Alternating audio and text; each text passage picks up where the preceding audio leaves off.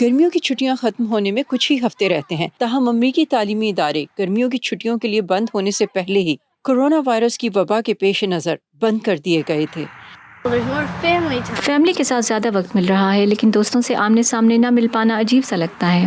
جہاں موسم گرما کی یہ تعطیلات پہلے کبھی کی بھی چھٹیوں سے بہت مختلف ہیں، امریکی طلباء کے گھرانوں میں ایک اہم سوال زیر بحث ہے۔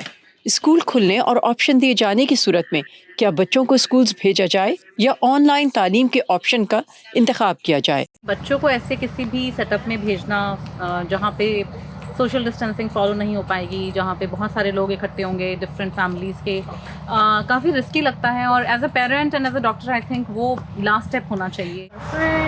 اسکول میں زیادہ پڑھائی، زیادہ دوست، نئے ٹیچرز اور سب کچھ نیا ہوگا۔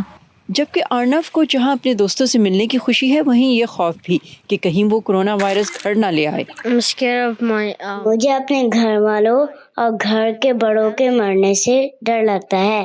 ڈاکٹر چھبی کہتی ہیں اساتذہ اور والدین کی میٹنگز میں بہت سی تجاویز سامنے آئی ہیں۔ بیچز میں بچوں کو بلایا جائے، آلٹرنیٹ ڈے بلا سکتے ہیں، 3 دن بچہ ہوم اسکول ہو سکتا ہے، 2 دن بچہ اسکول جا کے اٹینڈ کر سکتا ہے۔ چھبی کوشک اور ان کے شوہر دونوں ڈاکٹرز ہیں۔ بیبی سٹرز کے اس خدشے کے سبب کہ کہیں ان ڈاکٹرز سے کورونا کا وائرس انہیں نہ لگ جائے، موسم گرما کی ان تعطیلات میں اس خاندان کو اپنے بچوں کے لیے بیبی سٹرز ڈھونڈنے میں بھی مشکلات کا سامنا رہا ہے۔ میکنزی اینڈ کمپنی کی رپورٹ کے مطابق 2.68 کروڑ لوگ یعنی 16% امریکیوں کے کام پر جانے اور ان کے بچوں کے اسکول لوٹنے میں ربط ہے۔ یہ ایک حقیقت ہے کہ امریکی اقتصادی ترقی میں اسکولوں اور چائلڈ کیئر کا ایک بڑا حصہ ہے۔ National centre for education statistics کے مطابق اس سال ایلیمنٹری، مڈل اور ہائی اسکولز میں 5.5 کروڑ سے زیادہ بچے پڑھیں گے، جبکہ 80 لاکھ سے زیادہ لوگوں کا روزگار تعلیم کے سیکٹر کے ساتھ جڑا ہے۔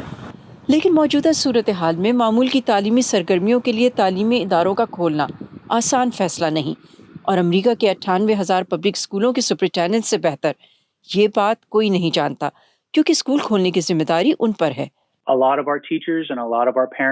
ہمارے بہت سارے اساتذہ اور والدین آن لائن آپشن مانگ رہے ہیں، سماجی فاصلہ 3 فٹ یا 6 فٹ کا ہو، اور کیا اکٹھے کھانے پینے یا کھیل کھیلنے جیسی سرگرمیاں ہونی چاہیے یا نہیں، اس بارے میں اتفاق رائے نہیں۔ تو اسکول اگر سپٹمبر میں کھلیں گے بھی تو بہت مختلف طریقے سے۔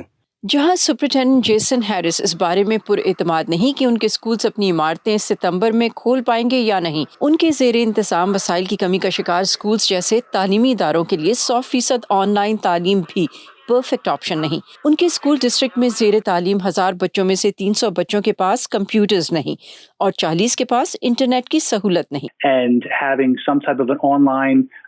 اس کے لیے ایک آن لائن پروگرام کی ضرورت ہے جس میں لاکھوں ڈالرز اور پیشہ ورانہ مہارت کے سینکڑوں گھنٹے لگیں گے، جو کہ ہمارے پاس نہیں ہیں، اور وقت بہت کم ہے، صرف 6 ہفتے رہ گئے ہیں اور ہم فاصلے سے تعلیم دینے کے لیے تیار ہونے سے بہت دور ہیں۔